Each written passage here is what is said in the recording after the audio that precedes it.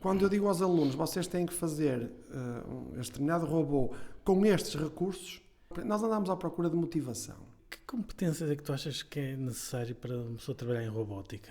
É evidente que isto é uma área muito multidisciplinar. É muito bom que as empresas portuguesas também fizessem isso aqui, não é? Ui, era tão bom. Mas isto é para ver que as empresas também têm um segundo objetivo, que é captar talentos. Não é só dinheiro, não é? Não, também é preciso conhecimento e ter as pessoas ali. certas. Algumas profissões vão começar a desaparecer, não tenho dúvidas. Não ficamos com uma sociedade desumanizada? Sim. Em 2050 vai haver um jogo de futebol entre a equipa campeã do mundo dos robôs contra os campeões do mundo humanos. As questões éticas são complicadas. Estudar muito e estar aberto e flexível às mudanças.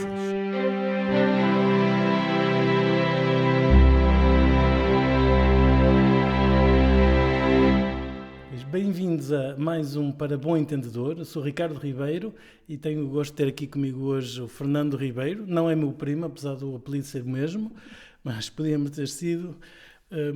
O Fernando é professor da Eletrónica Industrial no estado do Minho, não é? E tu dedicas-te à robótica. Como é que tu foste parar lá? Como é que te saiu este gosto da robótica? Como é que da eletrónica foste à robótica? Antes de mais, boa noite e obrigado pelo convite. A robótica, de facto, surgiu um bocadinho cedo, não diretamente na robótica, mas na informática. Eu comecei pela informática e sou uma daquelas pessoas que foi apanhada por aquela geração do Spectrum, em que nos anos... Eu também. No início dos anos 80, o meu pai deu-me um Spectrum. Tinha sido uma experiência que uma empresa tinha comprado aquela máquina, ninguém sabia o que era aquilo. Eu comecei a aprofundar os conhecimentos, comecei a fazer programas. Passado para aí um ano começaram a sair alguns jogos. Eu nunca tinha jogos, nunca jogava porque eu não gostava era de programar. Entrei no curso de informática, matemáticas aplicadas, e depois, a meio do curso, é que me apercebi que a programação que eu gostava era mais programação de máquinas do que propriamente software tradicional, ficheiros, etc. Ou contabilidades ou esse tipo de coisas. Pôr coisas a mexer. Exatamente, eu gostava de coisas diferentes e falar com o hardware era um bocadinho diferente e eu gostava desse desafio. Tudo que implicasse aprender um bocadinho mais era o que eu queria. Ambientes gráficos, eu sei lá, era por aí. E pronto, foi por aí. Depois, quando acabei o curso, ainda fiquei 3 anos a dar aulas no Porto. Depois fui tirar o mestrado em Inglaterra, porque em Portugal não havia nada de robótica. Fui para a robótica industrial em Cranfield. Depois, ao final de um ano, eu sou muito ligado aqui a Portugal, à família, à minha cidade, etc. E disse, é um ano e mais nada, venho-me já embora. Entretanto, surgiu a possibilidade de tirar doutoramento e eu fiquei a pensar, tiro, não tiro, vou-me embora, o que é que eu faço? Acabei por ficar mais 2 anos e meio, 3 anos e fiz também doutoramento e também em robótica, como é óbvio. Quando cheguei cá, entrei diretamente para a Universidade de Minho, para o departamento de Eletrónica. Com doutoramento, na altura, exatamente. Bastante rápido. Exatamente, foi relativamente simples. Ainda por cima não ia custar tempo, nem recursos à universidade, portanto foi ótimo para o departamento. Sim. E desde essa altura que estou na robótica e nunca mais saio. Mas vamos lá ver, dentro da Universidade do Minho, o que é que tu fizeste? Montaste um laboratório de robótica, começaste a construir robôs, o que é que aconteceu? Como é que isto... Eu comecei logo com a robótica móvel e autónoma. A ideia da robótica, na altura, nos anos 90, era braços manipuladores nas fábricas, não é? Isso ainda é o que, a maior parte que nós vemos aí, não é? Sim, era. Agora a tendência começa a mudar, cada vez há mais robôs de serviços, mas nessa altura era só braços. E mais uma vez, eu não sei, queria ser diferente, achava que não era bem aquilo também que eu queria, então entrei na robótica móvel e autónoma, que era fazer pequenos dispositivos que se deslocavam, que se desviavam de obstáculos, começavam a fazer pequenas tarefas, sei lá, andar dentro de labirintos, e isso era uma coisa que motivava muitos alunos. Era uma forma também de atrair alunos. Como é que eram esses robôs? Era um carrinho desses de brinquedo que punhas lá um... Começou com madeira, tábuas de madeira. Tábuas de madeira. Claro, tábuas de madeira, motores, íamos buscar motores à sucata, porque não havia... Não digas que eram esses carrinhos de rolamentos não, que a gente usava. Por acaso não, mas alguns dos motores foram mesmo de sucata, daqueles limpa-parabrisas, os automóveis que estavam mesmo de sucata, não é? A custo zero, era tudo assim. Íamos construindo pequenas plataformas, depois alguns sensores, ia-se comprando um sensor ou outro, infravermelhos, sonares, ou sei lá, e depois começaram a surgir desafios. Logo em 90... vamos lá ver, isso significa que tu não tinhas dinheiro nenhum. Não. Mas Ainda isso hoje... não é maneira de fazer investigação, isso não é maneira de construir um laboratório. Bom, mas tem sido sempre assim. Isso é sempre terrível, assim. não é? É verdade que nós temos muitos jeitos, portugueses em geral, quer dizer, para a improvisação. Estamos sempre a improvisar de mil e uma maneiras. Exato. Mas isto não é maneira de fazer um laboratório. De facto não, mas o que é curioso é que eu estou a dar aulas num curso de engenharia. E a engenharia não é só investigação. A engenharia é resolver problemas. E então, quando eu digo aos alunos, vocês têm que fazer este determinado robô com estes recursos, eles tinham que se desenvencilhar e resolver o problema. E, de facto, por vezes surgiam problemas de hardware, de software, etc., que outras equipas que participavam em competições de robótica não tinham esse problema, se uma coisa variava, metiam uma nova, e nós não. Os nossos alunos tinham que reparar o que tinham para poder continuar em prova. Isso para treinar estudantes parece bastante bom. Quando queremos fazer investigação, queremos ir muito além disso, não é? Exatamente. Entretanto, depois foram surgindo alguns projetos e as coisas vão melhorando, mas foi assim que se começou. Foi assim que se começou, não é? Então qual foi o primeiro robô? O primeiro robô um foi carrinho de rolamentos? Não, construí um Rug Warrior, que era um pequeno robozinho vendido em componentes. Também tinha uns sensores para seguir... Não, para desviar de obstáculos, exatamente, para desviar de obstáculos. Tinha 2 motores, um para cada roda. E então foi esse o primeiro que eu construí. Depois depois fizemos uma caravela para participar numa prova, é verdade. Por baixo tinha 2 motores na mesma, mas era o desenho de uma caravela e participámos numa prova. Era para andar em terra. Em terra, exatamente. Era mais estética do que outra coisa. Depois fizemos um outro robô. Sempre propaganda de Portugal? Sempre, isso foi sempre. Nós depois começámos com robôs futebolistas em 97, com a bandeira, neste caso, do Vitória, que ia sempre connosco para todo lado, porque a equipa, na altura, chamava-se Vitória, tinha 2 robôs em madeira, mais uma vez, não tínhamos encoders, que são dispositivos para saber quanto é que a roda rodou. Fazíamos uma roda, sei lá, um CD de música, com furos, 32 furos ou 64 furos, e punhamos um informe de cada lado. Exatamente, não havia, ia-se fazendo assim. E dessa maneira, pronto, isso é o início, foi o que te perguntaste na altura, foi o início, foi mesmo assim, foi com pequenos desafios. E agora o laboratório já não é assim, não é? Espero que não. Não. Temos algum equipamento. Algum equipamento, mas continuam com pouco dinheiro. Sim. Nós não andamos nós andamos à procura de motivação. O dinheiro não é uma coisa que nos move. Eu sei que é necessário comprar equipamento, etc. Fazer deslocações para ir aos eventos, por aí fora. Mas não é propriamente... Eu acho que é possível fazer investigação e, aliás, por vezes, eu até acho que se é mais criativo tendo menos recursos... isso não tenho dúvidas. ...do que tendo muitos recursos. Bem, há pessoas que bloqueiam sem os recursos, não, mas não os portugueses. Não os portugueses. Os portugueses não é por aí. Não é por aí. Mas, de qualquer das formas, não houve nenhuma empresa que se interessasse pelos vossos projetos e que quisesse financiar. Ok, vocês façam um robô com estas características...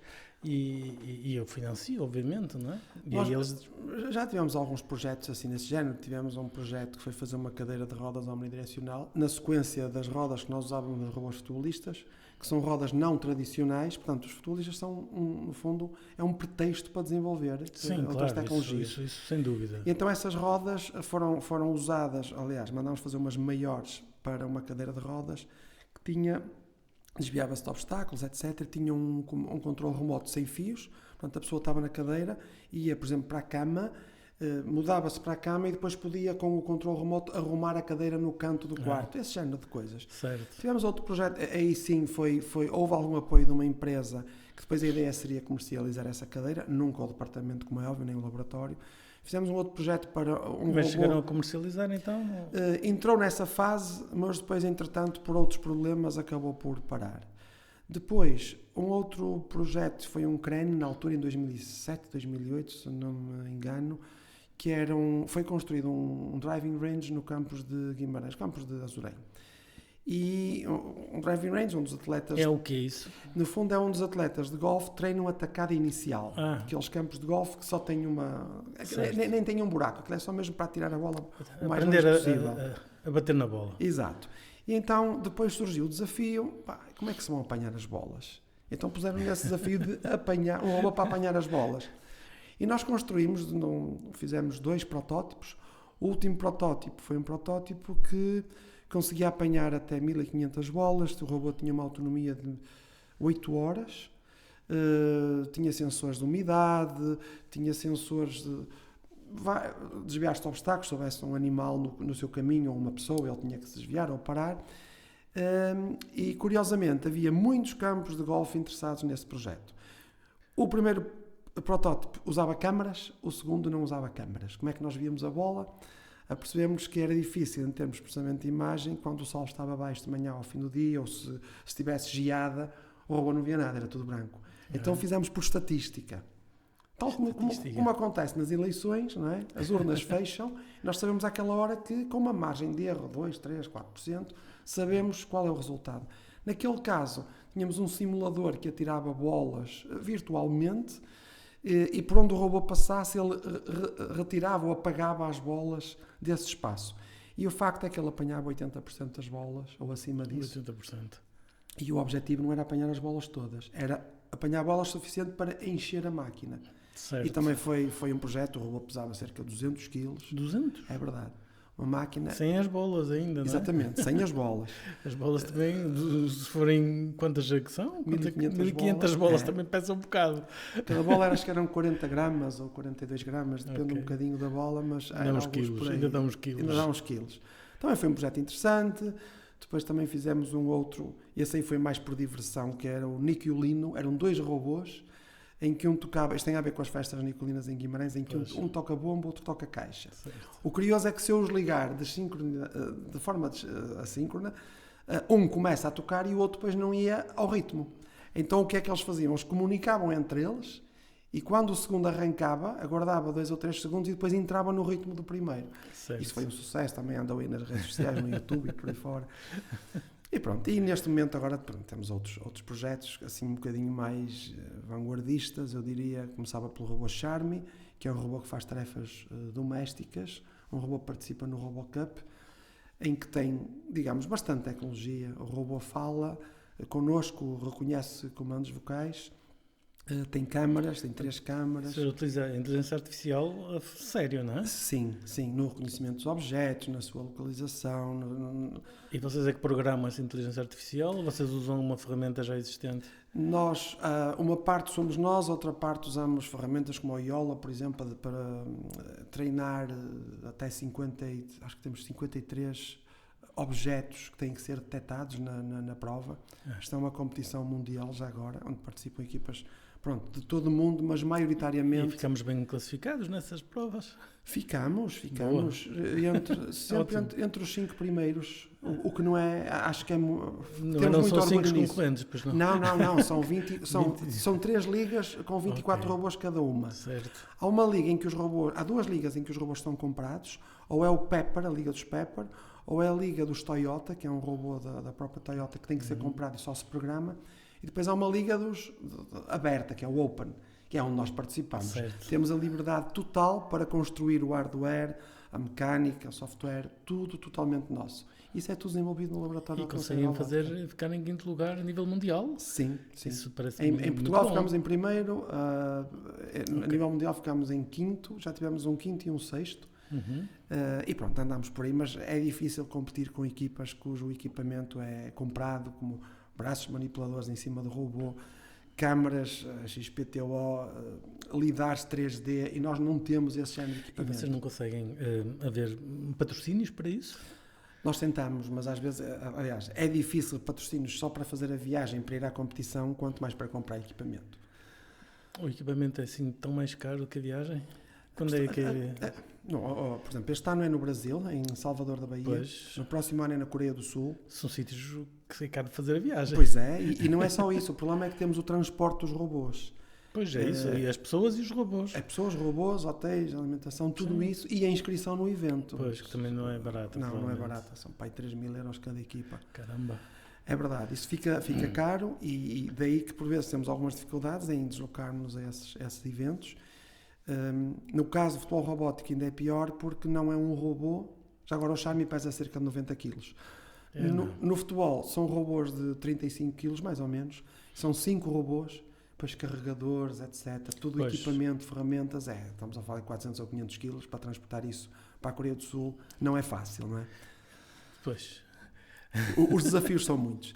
Neste momento temos também um humanoide da Booster Robotics, que é um humanoide com 2 braços com garras em ambos os braços.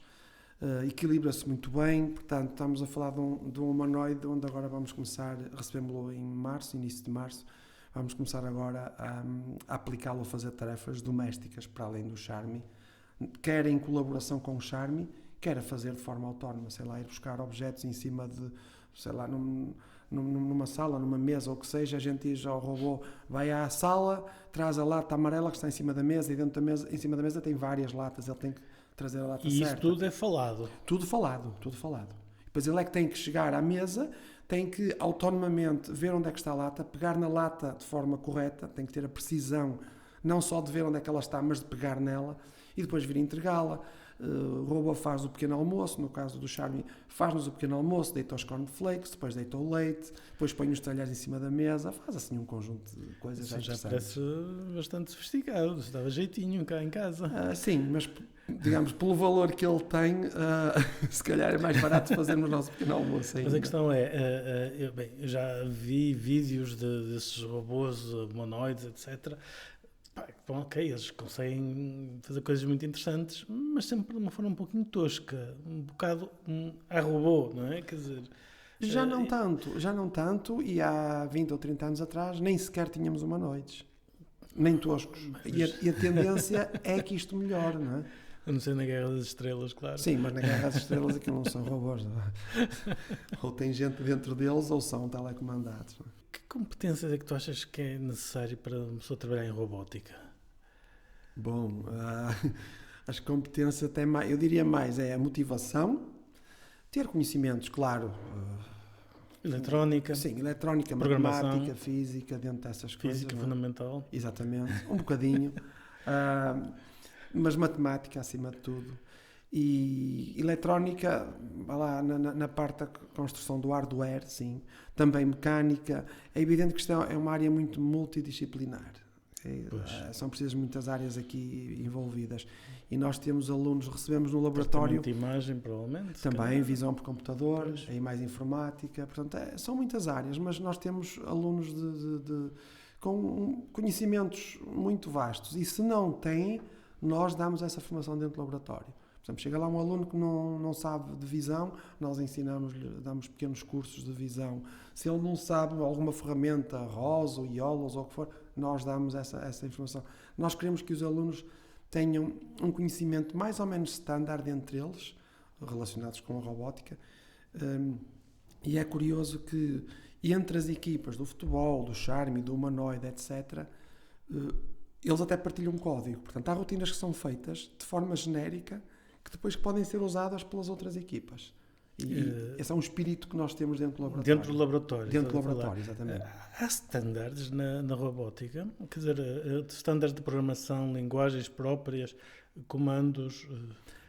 Bom, eu diria que não há necessariamente standards. Podem haver, mas não há necessariamente.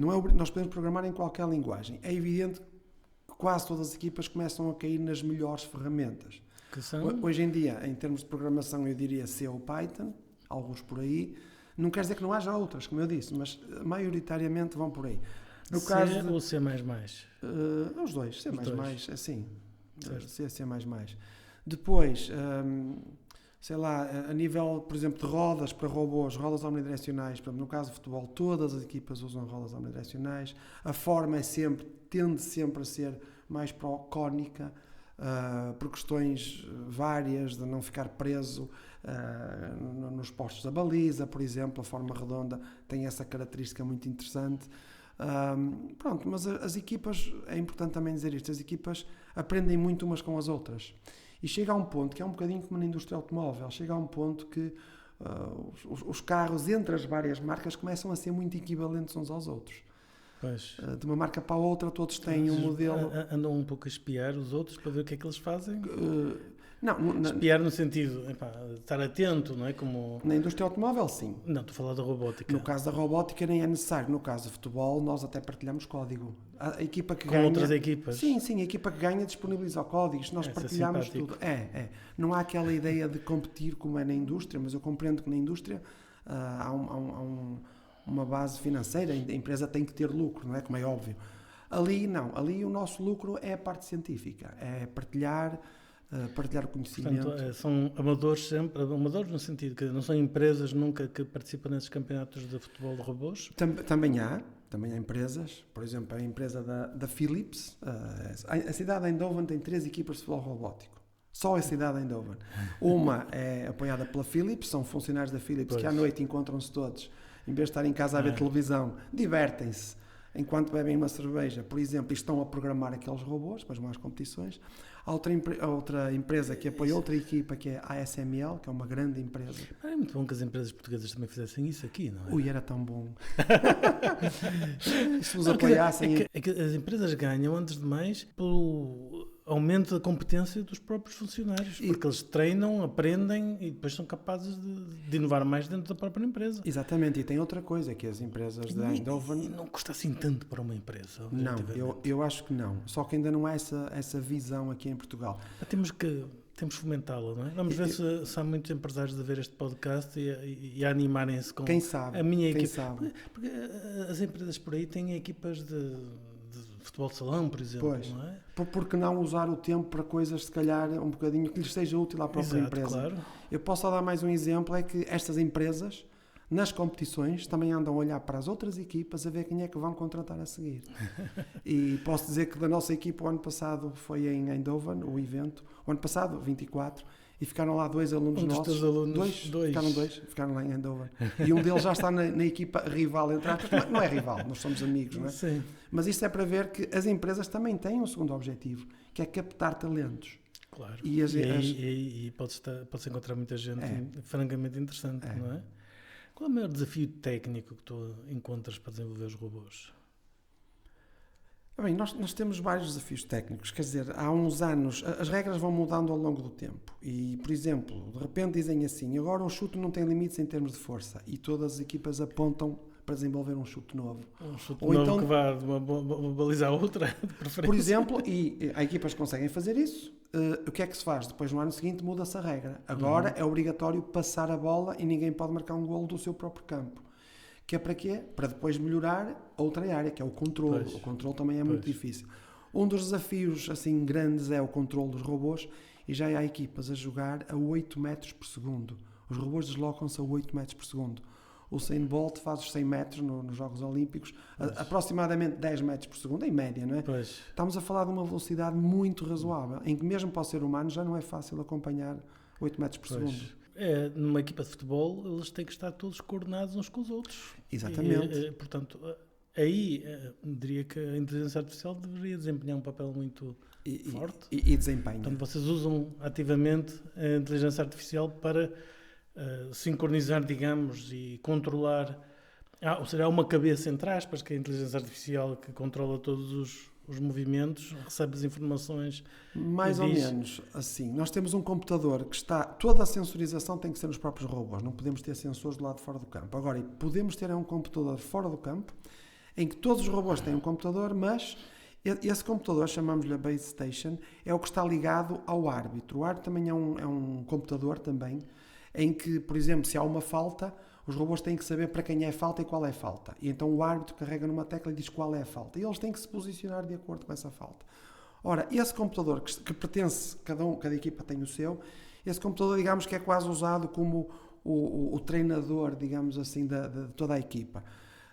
Os robôs não podem comunicar entre si, têm que comunicar todos com o treinador, depois o treinador é que diz o que quer a cada um dos 5 robôs. Ok, mas isso é conveniente.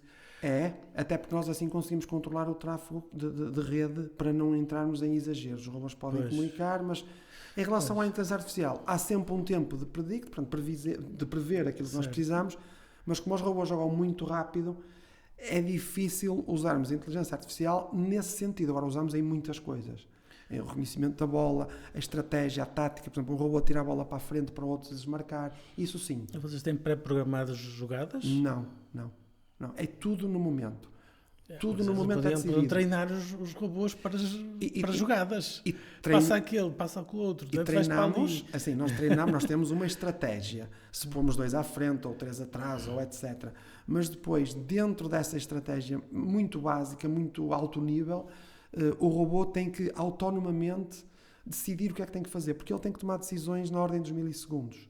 Eu posso dizer que atualmente nós estamos a trabalhar, todo o processamento é feito em cada robô em cerca de 10 milissegundos, 10, 12 milissegundos.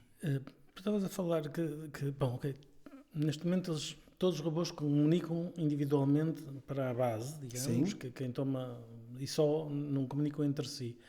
Mas suponho que um dos objetivos futuros vai ser que eles comuniquem mesmo entre si e tomem decisões individuais. Se calhar dentro do próprio robô, não é? Certo. Eles já tomam decisões individuais, por exemplo, quando não conseguem comunicar, porque a comunicação não é garantida. Por vezes falha a comunicação, como no nosso telemóvel. E eles aí não podem ficar parados, eles têm que reagir na mesma e tomar decisões. Se isso acontecer, por vezes acontece, sei lá, 2 robôs podem ir à bola ao mesmo tempo, mas isso há sempre um predominante. Nós já temos uma regra entre nós, entre os robôs, entre os 5 robôs, há sempre um predominante. Agora, como há bocado estávamos a dizer, há muita coisa relacionada com a inteligência artificial e cada vez mais é essa a tendência, mesmo a nível de jogadas. E também posso dizer que há clubes de futebol reais, como o Liverpool, por exemplo, que têm já muitos algoritmos de inteligência artificial para estudar estratégias e estão a usar algumas destas equipas para aprender como é que hão de fazer esse estudo, é verdade. Há equipas que estão a associar... Agora, este controle de várias máquinas ao mesmo tempo, isto tem imensas aplicações para... Bem, eu estou a pensar agora nas aplicações militares, que são... Porque na guerra da Ucrânia há imensos robôs, mas estão a ser controlados tipicamente por um humano. Já não. Alguns sim, mas sei lá, os drones já são autónomos. Já há drones com reconhecimento facial. Com reconhecimento que conhecem o alvo e depois já vão atrás dele, uma vez encontrado o alvo. Pois. E não só o alvo físico de um edifício ou o que for, mas também caras. Mas um sistema desses robôs que comunicassem entre si, algumas dezenas deles, isso poderia ser extremamente letal, não é? Sim.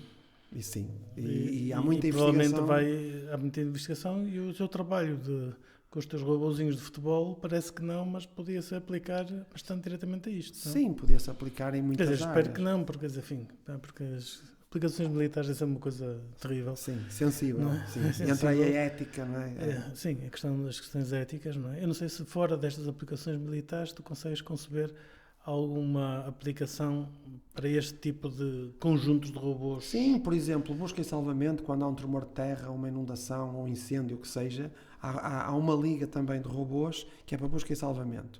O desafio, digamos, nos ambientes da competição, é um espaço destruído em que os robôs têm que encontrar seres humanos através do calor, do movimento ou do som. Que é o que, normalmente, se uma pessoa que esteja soterrada pode gritar, ou através da temperatura do seu corpo, ou movendo uma mão, um pé, a cabeça, ou o que for. E os robôs têm que encontrar. E se colaborarem entre eles, se for digamos, um exército, entre aspas, de robôs, se forem muitos, claro que o resultado vai ser muito melhor. Portanto, esse é um dos exemplos, mas também na indústria. Gerir, por exemplo,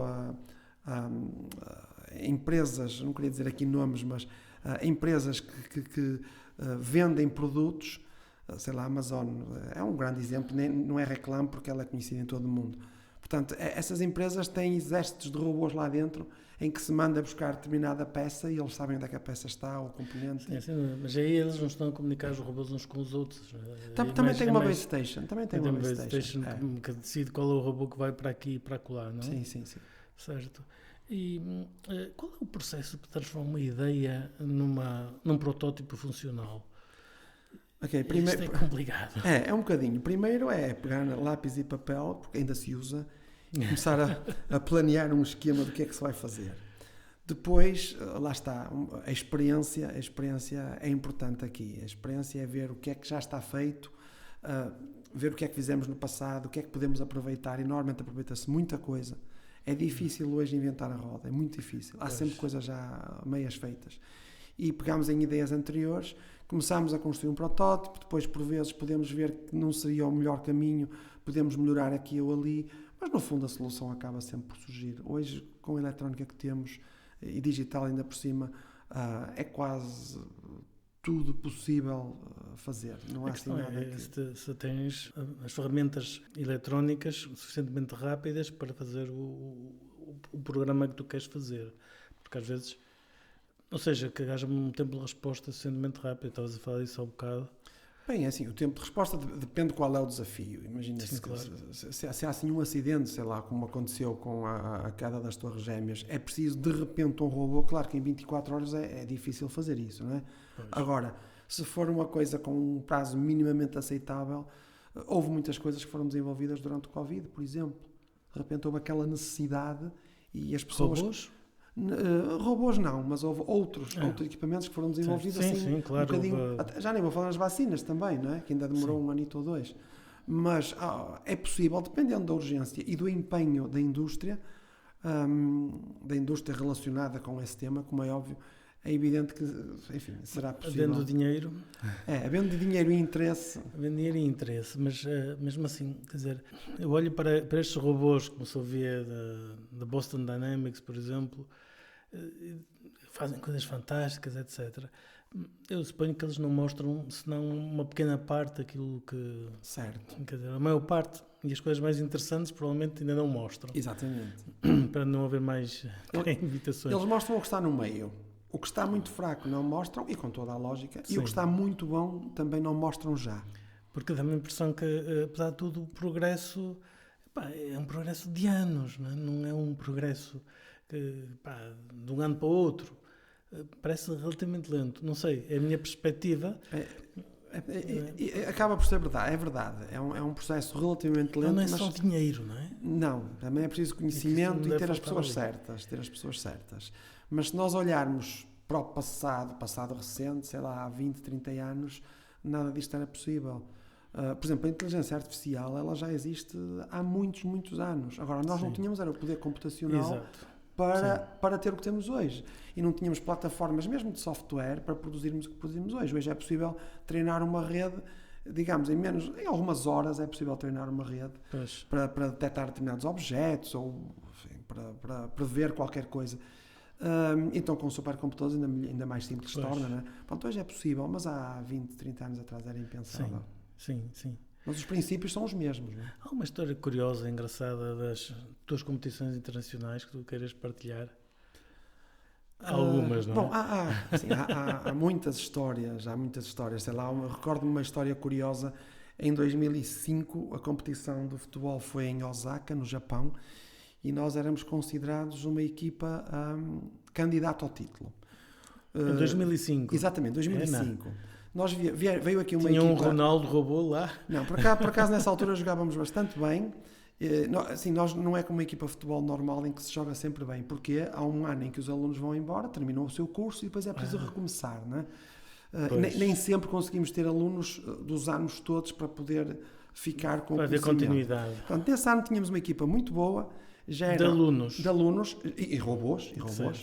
Então veio aqui a equipa da ZDF, fez uma reportagem espetacular sobre a nossa equipa, estava toda à espera e nós chegámos lá, havia mais 2 equipas candidatas, havia 3 potenciais vencedores. O que é que aconteceu? Nos quartos de final, os 3 potenciais candidatos perderam todos. Porquê? Por exemplo, a nossa equipa... havia uma regra que dizia que nós, para marcarmos um golo, tínhamos que fazer um passe. Foi a primeira vez que puseram essa regra. Ora, ninguém estava preparado para fazer o passe. Então, qual é a nossa estratégia? Nós atirávamos a bola... Mas não disseram com antecedência? Não, a antecedência é relativamente curta. Isso é duro. Pois, nós temos que resolver problemas lá. As pessoas, por vezes, acham que nós vamos lá jogar. Não, nós vamos lá para desenvolver uma grande parte do software. É curioso. Mas todas as equipas. Caramba. Ora, nós atirávamos a bola de maneira não para ir à baliza, mas para acertar no guarda-redes. E depois entrava. Era essa a nossa estratégia. Entre outras estratégias. O que é que acontece? Há uma equipa que se apercebeu dessa estratégia. O que é que eles faziam? Cada vez que nós tínhamos a bola, os robôs saíam todos do campo. E nós atirávamos à baliza, mas não estava lá o guarda-redes. A seguir, era a bola deles, eles vinham tal, nós tirávamos-lhe a bola, íamos a chutar e eles saíam todos do campo. O público começou a assobiar, que aquilo era um bocadinho de falta de fair play, como é óbvio. E nós acabámos por marcar um golo. Não foi na própria baliza, quer dizer, nós atirámos para a baliza deles, mas entretanto Um dos robôs ainda não tinha saído do campo e bateu num deles e veio para a nossa baliza. E em todo aquele tempo nós marcámos, acho que 11 ou 12 golos. Mas nenhum válido. E nenhum válido. E ficou tudo muito desconsolado. Enfim, essa é uma das histórias. Outra das histórias foi numa meia final na Alemanha, em que nos calhou uma equipa alemã. E eles tinham um pavilhão onde tinha, sei lá, eu diria, mais de 1000 pessoas a assistir ao jogo. Caramba. Não é muito. Na Holanda, na final, estavam 4000 pessoas. Mais caramba. Exatamente. Ora, nesse jogo, os alemães estavam todos, o público, estavam todos a torcer pela equipa alemã. E nós conseguimos empatar, marcámos um golo no último minuto, 1-1, fomos a penaltis e os penaltis não é como no futebol real. Uma equipa marca os 5 e a outra depois marca os outros 5. Por uma questão de tempo. E então o que é que acontece? Eles foram marcar os 5 penaltis, nós defendemos os 5. Portanto, bastava-nos marcar um. E quando marcámos o nosso penalti, que nos permitiu depois ir à final, foi engraçado. Portanto, nós começámos a comemorar e o público começou todo a sair da sala, todo desanimado. Para nós foi um orgulho enorme, como é óbvio, mas estavam todos a torcer pela outra equipa. Claro. Mas temos muitas histórias engraçadas dessas competições, engraçadas mesmo. Isso aí vale a pena divulgar, não é? Agora, voltando um pouco à inteligência artificial, não é? Como é que ele tem transformado os projetos no teu laboratório? Muito. Eu diria que há muitos desafios com a programação clássica, e nós trabalhamos muito com visão.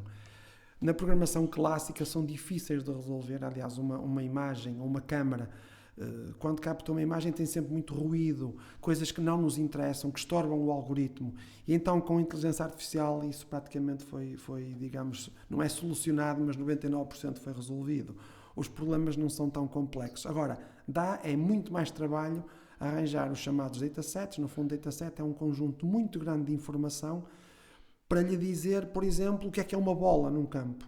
O que é uma bola? Nós temos que lhe dar milhares de imagens de bolas, de diferentes cores, em diferentes locais, diferentes tamanhos. Quando eu digo tamanhos, é quando a bola está muito perto, ou está muito longe, ou está metade tapada por algum robô. Nós temos que lhe dar milhares de imagens. E esses datasets agora até acabamos por partilhá-los com outras equipas e eles connosco, até para que todos joguem melhor. Mas, de facto, veio resolver muitos problemas e veio também ajudar em termos de programação. Portanto, isto facilitou mesmo a vida, não é? Sim. E mas, também em termos de estratégia. E não há dificuldades em integrar a inteligência artificial na robótica? Não, acho que é relativamente simples. Hoje em dia... A questão é o problema do tempo de cálculo. Sim, o treinar demora um bocadinho de tempo. Fazem os cálculos, obviamente, não fazem remotamente, como nós fazemos no ChatGPT. Não. Vocês fazem nas vossas próprias máquinas? Sim, nós temos, agora a Universidade de Minho tem um computador chamado Deucalion, que é um supercomputador, mas ainda não temos acesso a esse computador. Vamos ter que resolver esse problema. Era uma máquina que nos dava imenso jeito, porque aquilo que nós fazemos no nosso computador, por exemplo, em 10 horas, naquele robô faríamos em 5 ou 10 minutos. Era ótimo poder usar. Se candidatar à partida, não é? Pois, lá está a questão das verbas. Eu já me candidatei uma vez para isso e consegui utilizar. Ok, mas é isso que nós queremos fazer agora. Mas pronto, o tempo o treino é feito previamente, depois durante o jogo nós registamos tudo o que se passa no jogo. Todas as variáveis dos programas, todos os sensores, tudo dos motores, todas as ações que nós damos aos motores, ao chute, é tudo registado, gravado em ficheiro. Certo. E depois podemos replicar esse jogo. Então usamos todos esses dados para treinar para os jogos seguintes. E assim conseguimos adquirir muitos dados. O treino normalmente é feito fora do jogo, até porque durante o jogo o processador está bastante ocupado com... Nós queremos dar um máximo de velocidade ao processador. Pois. Para que seja rápido o jogo. Bem, ok. Ocorre-me que vocês podem utilizar mais do que um computador, se calhar. Podemos, mas seria bem complicado. É complicado, depois é baterias, não é? Porque estes computadores têm placas gráficas muito boas e consomem muita energia e depois as baterias necessárias são muito pesadas. Vocês usam as placas gráficas para o cálculo? Sim, NVIDIA, tudo isso. Ok. E já agora, para aplicações críticas, achas que o nível de maturidade da inteligência artificial já é suficiente para aplicações críticas? Eu diria que sim. Aliás, se já é usado pelos militares, eu diria que sim. Agora, há áreas em que poderemos ter mais sucesso, há áreas em que poderemos ter um sucesso um bocadinho mais As relativo. aplicações à saúde, o que é que achas? À saúde, sim. Eu diria que Mas algumas profissões vão começar a desaparecer, não tenho dúvidas. achas que os médicos vão desaparecer? Não, os médicos, por exemplo, de clínica geral, sim. Aquele médico que nós vamos àquela consulta tradicional em que dizemos dói-me deste lado, a minha respiração ou a pulsação está desta forma, eu tive temperatura de X. Esse género de coisas, um sistema de inteligência artificial é muito mais rápido e muito mais eficiente que um médico. Por exemplo, analisar imagens, ressonâncias magnéticas ou o que for, para procura de um cancro, por exemplo, há taxas de sucesso nos médicos na ordem dos 60%, 65% e na IA há na ordem dos 90%. Porquê? Porque um médico tem uma experiência ao longo da sua vida, sei lá, de 100, 200, 300 casos, e nós conseguimos dar essa informação treinando uma rede com milhares de casos, sei lá, num dia ou dois ou numa semana. Portanto, a experiência é muito maior de uma rede, é muito maior do que propriamente a de um médico. Isto pode parecer um bocadinho frio, mas essa é a realidade. Ok, mas haverá sempre um momento em que depois o médico, bem, enfim, a inteligência artificial vai receitar o comprimido àquela pessoa? Sim, vai receitar. Isso não tenho dúvidas. Agora, há médico cirurgião, por exemplo, aí tem que ser mesmo um ser humano. Já há médicos que fazem operações assistidas, com robôs como o Da Vinci, por exemplo, que é um robô que assiste o médico, não é autónomo, volto a dizer. O que é que ele faz? No fundo, vamos imaginar uma laparoscopia, por exemplo, o médico que tem pequenas tremuras, o ser humano treme, por muito pouco que seja, treme. Pois. A máquina retira esses movimentos que não são expectáveis. Então é a máquina que mete a faca, por assim dizer? Não, é na mesma o médico, quer dizer, quem segura a faca será o braço o da máquina, braço, mas quem controla esse braço é o médico. É o médico, isso aí não há dúvida. Portanto, dentro primeiro, a operação tem uma recuperação bastante mais rápida, porque a incisão que fazem no corpo é menor, é mais pequena. Depois é injetado ar, neste caso CO2, dentro do corpo da pessoa, uma pequena bolha de ar, há uma luz e então o médico consegue manipular ferramentas lá dentro, pequenas tesouras, dar nós aos pontos, etc. E não há aquele corte tradicional na barriga, onde seja, portanto isso deixa de existir, não é? Mas digamos que é um auxiliar do médico. Já existe em Portugal, não? Sim, aqui em Guimarães já fazem essas operações, em Braga também já fazem, portanto isso está a ficar comum em Portugal. Os professores também vão desaparecer? Alguns professores... A tua previsão, claro, vamos ver. Não, é a minha previsão, mas eu acho que sim. Aliás, hoje em dia os alunos têm muita tendência a aprender as coisas autonomamente, vão para o YouTube, se escolhem o vídeo certo ou não, isso é outra questão. Eu acho que eles vão sempre necessitar de professores para os aconselhar o que é que eles devem aprender e através de que canal. Mas estamos a falar de um nível de aprendizagem diferente. As pessoas querem aprender por si próprias e está tudo disponível na net. Volto a dizer, com muito cuidado, porque há coisas que estão erradas, mas o professor também é uma profissão que alguns deles, se calhar, vão tender a desaparecer. As aulas passarão a ser em vídeo, fazem-se os vídeos, como hoje já há, fazem-se os vídeos, as pessoas aprendem, mas depois para praticar... A minha experiência é os alunos que estão muito mais atentos e aproveitam muito mais quando eu não lhes dou um PowerPoint, digamos, não lhes dou uma aula com PowerPoint, mas escrevo no quadro as coisas, etc. E eles têm que escrever nos seus cadernos. Pois. Portanto, eu não sei se isso vai ser uma forma boa de ensinar. Pois, mas eu não estou a discutir isso. Eu estou a dizer qual é a tendência. Se é a melhor forma... se não for boa, se calhar, enfim, pelo menos... terá o seu tempo. Pelo menos haverá pessoas que vão sempre preferir o método antigo do professor e o quadro e o com o giz. Não, eu também gosto desse método, mas quer dizer, a tendência, os alunos hoje consideram tudo é uma chatice. Ou é muito motivante para eles e depois tem outro problema. E eles não conseguem estar concentrados mais de 3 ou 4 minutos, já estão a olhar para o lado ou a ver se o telefone tem uma mensagem. E isso tira-lhes o foco. E é por isso que eles não conseguem estar concentrados e, na minha opinião, aprendem menos do que antes. Aliás, tem-se visto ultimamente, mesmo a nível de notas, as notas hoje, se calhar é alguma inteligência artificial nas notas, não são todas deles, eu diria assim. Mas lá está, é a minha opinião. É outra profissão que tu achas que vai desaparecer? Eu não digo desaparecer, mas Ou, se calhar... enfim, ser afetada, digamos. Afetada sim. Substituída em parte.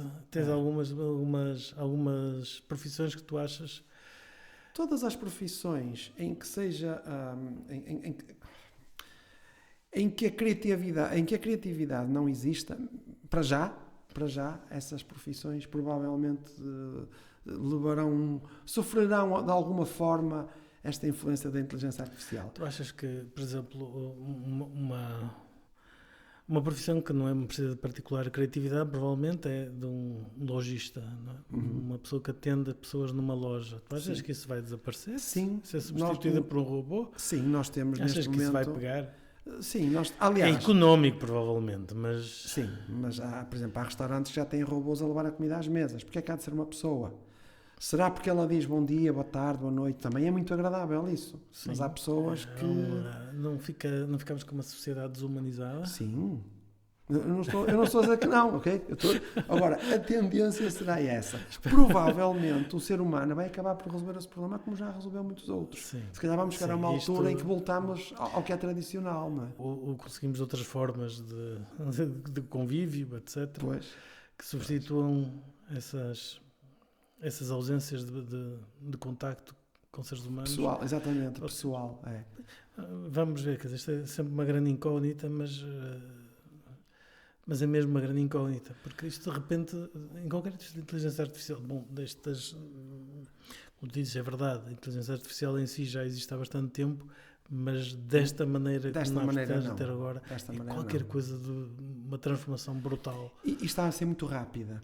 Aliás, era outra questão que era importante falar aqui, que é o seguinte: os mais novos já estão a crescer, a geração mais nova já está a crescer por exemplo, quando nós nascemos não haviam telemóveis. Não. E quando os meus pais nasceram não havia televisão. E por aí adiante. E hoje, os jovens que estão a nascer hoje já não vão poder dizer quando eu nasci não havia robôs ou telemóveis ou televisão. Não, já existe tudo para eles. Claro que vai haver outras coisas que vão ser desenvolvidas.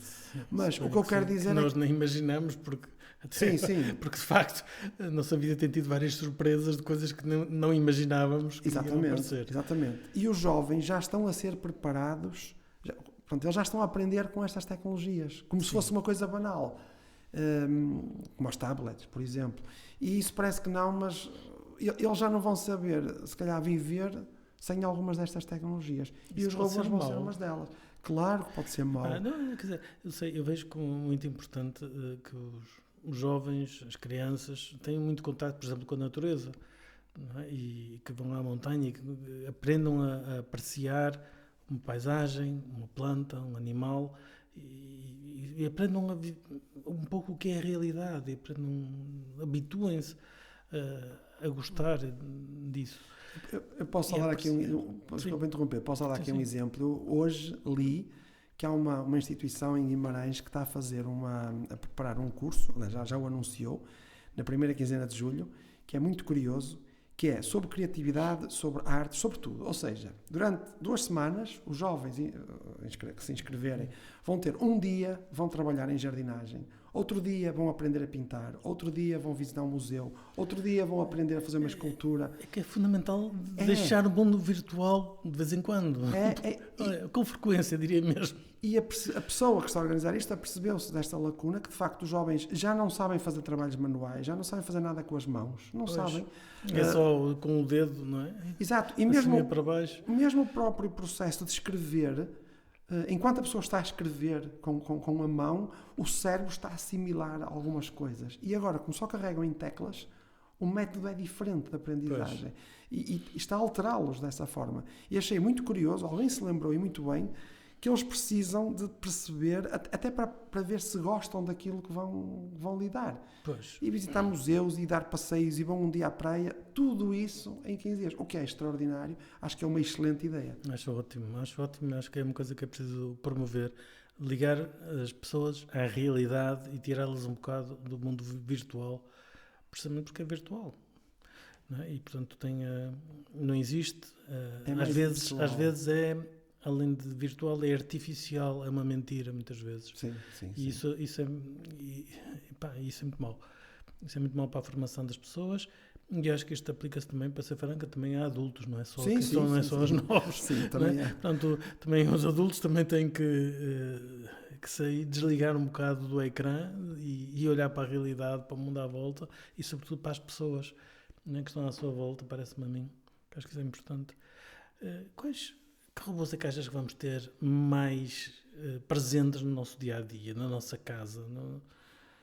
Eu diria que seriam alguns robôs humanoides para nos fazer tarefas domésticas, nomeadamente para o apoio a idosos, pessoas com deficiências, pessoas que precisem, não possam estar sozinhas. Mas isso é para fazer companhia? Não só para fazer companhia. Porque não precisa ser um humanoide propriamente dito para fazer muitas tarefas. Certo. Se calhar até é mais simples. Se for para aspirar, é mais fácil ter um rombo ou algo parecido desse género. Os que já existem, não é? Pois, mas um robô que seja genérico, consiga fazer todas essas coisas, seria o ideal. Seria o ideal. Agora, termos um robô para cada tarefa, hoje justifica-se porque não há um que consiga fazer tudo. Pois. Mas quando houver um que consiga fazer tudo, provavelmente toda a gente investirá, assim como hoje se investe num carro ou numa casa, daqui a alguns anos eu tenho essa ideia que toda a gente terá um robô em casa que fará, pronto, o género de tarefas domésticas, porque não até de ir às compras, se bem que as compras também podem ser feitas online e vêm trazer a casa, claro. ou com drone ou o que seja. Pois. Mas dentro de casa, pelo menos... Se calhar, eu estou a pensar que as tarefas domésticas já são tantas que se calhar vamos precisar de mais do que um robô.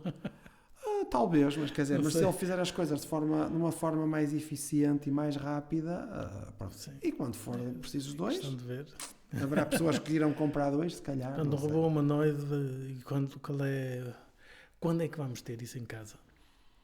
Bom, eu posso ir um bocadinho atrás e dizer quando começaram o RoboCup, que é o tal desafio de futebol, de busca e salvamento, de tarefas domésticas, em 97 foi a primeira edição, apontaram para o ano 2050, porque era um ano redondo, digamos assim.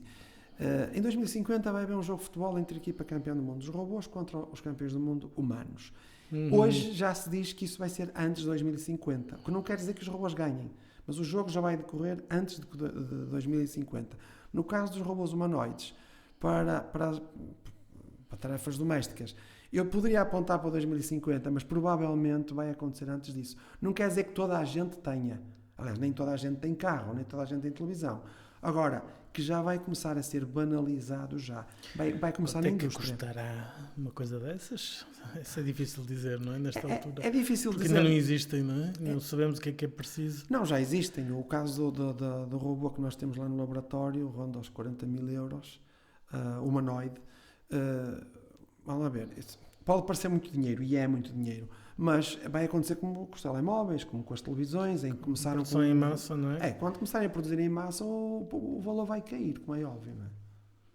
Pois, isso... E depois cada pessoa vai, se calhar, treiná-lo para uma tarefa específica e esse programa depois pode ser partilhado com outros. Mas, portanto, 2050 já vamos ter esses robôs nas nossas casas? Eu diria Ou achas que antes ainda? Não, eu acho que antes, não vou dizer que toda a gente o vai ter, isso sim, não, porque sim, até claro, pelo preço mas... não permite, mas já vai haver antes de 2050, não tenho gente dúvidas. Que tem carros com esses valores, não é? Portanto, e de facto, com o envelhecimento da população, se calhar as pessoas vão querer trocar o carro, vender o carro e comprar um robô desses. Exatamente.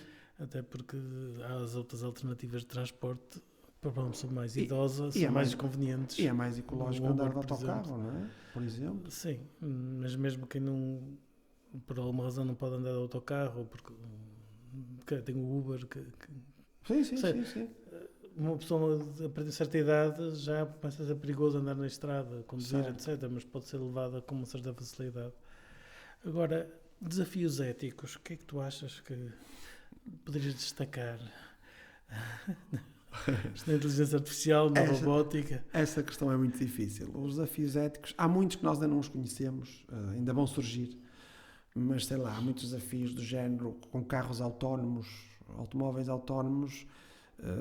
Vamos imaginar uma situação em que o carro tem que decidir em 2 milissegundos se vai dar uma guinada para a esquerda ou para a direita para se desviar de algo imprevisto, e do lado esquerdo tem uma pessoa idosa e do lado direito tem uma pessoa jovem. Qual é a decisão que a máquina vai tomar? Portanto, há muitas questões. Isso é um problema que mesmo não é preciso uma máquina. Isso, até para nós, para claro, nós seria um problema é ético, não é? Mas os problemas éticos que são específicos das máquinas, tu vês algum ou achas que isto reduz-se aos problemas éticos dos humanos na última análise? Ora bem, vamos estar sempre ligados uns aos outros. Nem vamos falar na questão da ética em relação a ter robôs com armas, por exemplo. Pois. Okay? Mas vão estar sempre ligados, porque quem vai de facto comandar o robô, ou quem vai mandar o robô fazer certas coisas, vai ser sempre o humano. Está quase como aquela questão: quem é que deve ser preso? Se é quem mandou matar ou quem matou? Os dois. Pois, ok, a questão é essa, mas... Tu achas que vamos ter um robô assaltante que nos roube na rua? Se ele for mandado fazer isso, o problema da inteligência artificial é essa. Isto é como ensinar um cão. Nós ensinamos um cão, e houve aí um caso que foi conhecido, um cão que fazia assaltos, que ele roubava as bolsas das senhoras, coisas, já há uns anos, 10, 15 anos. O cão pensava que estava a fazer uma coisa muito boa. Ele foi ensinado a fazer isso. Pois, quer dizer,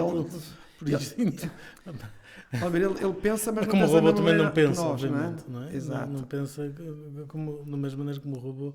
Mas as questões éticas são complicadas, é preciso debatê-las. Acho que é uma área completamente nova. Aí os advogados, os juízes, etc., vão ter que estudar bastante.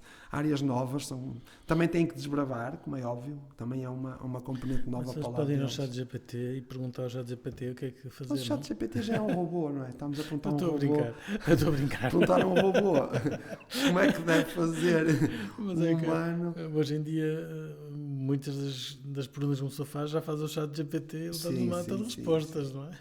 Pois, mas essas LLMs também é preciso ter algum cuidado, porque então não é? primeiro não dizem tudo que é certo, não é? Ajudam bastante, são ferramentas ótimas, mas é preciso ter cuidado e validar. Sim. E depois há situações pelas quais essas redes nunca passaram. Pois. Há sempre uma primeira pergunta uma vez e vão tirar ilações, como faz o ser humano. Só que se calhar o ser humano... Mas o ser humano pensa, não é? Pensa, essas máquinas não pensam. Pois, a questão é essa. Embora pareça, e às vezes uma pessoa fala como se aquilo pensasse. Né? Hoje vi uma notícia engraçada, por acaso, a propósito disso. O ChatGPT, quando nós colocamos, agradecemos uma resposta, por exemplo, não é? Aquilo tem um custo para a empresa, neste caso o OpenAI. São 140 watts. 140 watts hora para responder, para processar simplesmente obrigado que a gente lá colocou, e isto somando-se aos milhões de obrigados que aquilo recebe, aquilo acaba por dar milhões de dólares que eles têm que pagar. 140 watts por cada 100 palavras, em média, como é óbvio. E de facto, às vezes os agradecimentos podem ficar caros. Sim, mas de qualquer das formas, enfim, com caros, mas o CEO daquilo dizia: mas isto também ajuda a treinar a própria máquina, de qualquer das formas. E imagino que ajudará a ser também mais delicada, porque ela de alguma forma responde mais delicadamente quando se é delicado com ela. Enfim, isto é uma parte engraçado. Questões engraçadas, não é? Mas de qualquer das formas, é verdade, aquilo é uma máquina, a pessoa não tem que agradecer uma máquina, mas é bom que nós não percamos o hábito de agradecer. Aos humanos. Aos humanos, sim, não é? Mas se nós estamos habituados a não agradecer, se agradecemos à máquina, mantemos o hábito de agradecer aos humanos também, certo. Obviamente, coisa que podemos perder. Enfim, mas isto são especulações. Agora, que conselhos é que tu darias a alguém que quisesse trabalhar na área da robótica e da inteligência artificial? Estás a falar em jovens? Jovens, sim. Mas alguém que quer começar, um estudante, por exemplo. Alguém que quer começar. Vá lá ver. Estudar muito. Estudar muito e estar aberto e flexível às mudanças. Porque uma ferramenta que hoje é muito usada, amanhã sai uma melhor e aquela é completamente esquecida e passa-se a usar outra. Torna-se obsoleta. Completamente. E nestas áreas onde o poder computacional quase que duplica anualmente, não é, mas quase, tudo muda muito, muito depressa. E nós não podemos ficar parados, nós temos que estar sempre a aprender. Quando as pessoas dizem, eu terei um curso, agora vou trabalhar, nunca mais vou estudar, porque eu nem gostava, é o contrário. Temos que estudar constantemente, constantemente, manter-nos atualizados. Constantemente. Então nestas áreas tecnológicas ainda é pior, porque está sempre tudo a mudar. A flexibilidade destes LLMs, como se costumam chamar, os chat GPT, foi uma velocidade absolutamente estonteante. E ainda há muitas surpresas para vir. Não é? Ainda há muitas surpresas. Quer dizer, nós, na nossa vida, já passamos por várias revoluções. Quer dizer, quando apareceu o iPhone, os smartphones, aquilo é uma coisa que mudou completamente a nossa vida. E agora vem outra coisa que muda outra vez completamente a nossa vida. Estamos sempre a mudar. De facto, é um ritmo alucinante. E temos é que estar sempre disponíveis para essa mudança, porque se nós não nos adaptarmos... Parados psicologicamente para adaptarmos a ela e aproveitá-la, porque senão ficamos para trás. Ficamos completamente para trás. Completamente para trás. E isso é péssimo, não é? Pois. Qual é o teu sonho para o futuro da robótica? O meu sonho é um bocadinho utópico. Era que a robótica nunca fosse usada para aquilo que é mau. Mas isso é muito difícil de dizer, de acontecer, porque há sempre mentalidades muito, muito más, que só pensam no oportunismo, e por isso é praticamente impossível. Mas eu gostava que houvesse humanoides em todas as habitações, como há uma televisão, ou como há um rádio, ou que seja. O rádio agora também já não há muito, já é por internet. E as televisões também já não é no mesmo... Já não é o que era. Já não é o que era, agora já dizes, já pagas por um canal, por uma Netflix ou algo parecido, ou uma Disney, o que seja. E também somos levados a ver o que interessa. Já não é o que nós queremos, quase.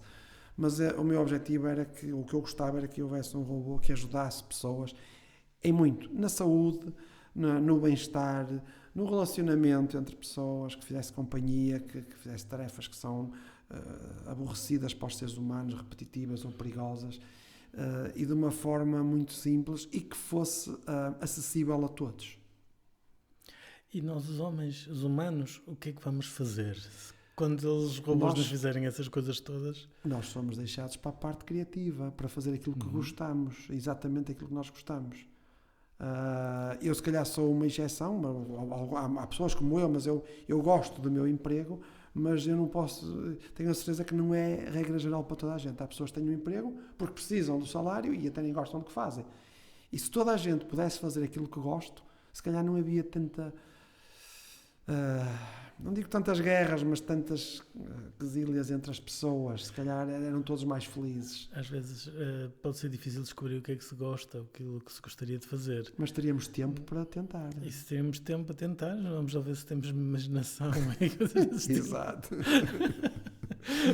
Podemos tentar coisas muito malucas depois. Também. Ok, vamos esperar por essa altura. Olha, Fernando, vamos ficar por aqui se calhar. Muito obrigado por teres vindo. Obrigado, eu, pelo Até convite. À próxima, então.